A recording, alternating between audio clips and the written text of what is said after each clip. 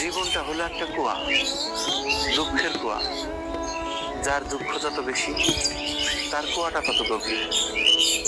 মাঠের শেষ প্রান্তে এই বটবৃক্ষ।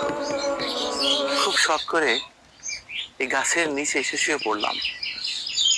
বাইরে প্রচন্ড রোদ, কি শান্তি, অনাবিল প্রশান্তি। প্রকৃতির গান শুনছি।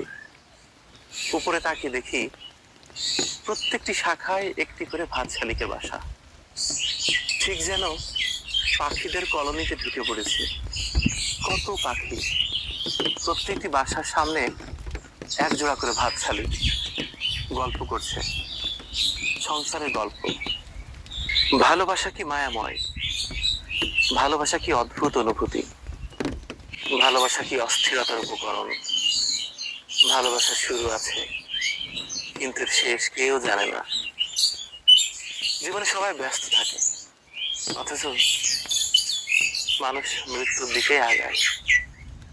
ব্যস্ত থাকতে থাকতে একটা সময় সবাই মারা যায়, পৃথিবীর সময় শেষ হয়ে যায়।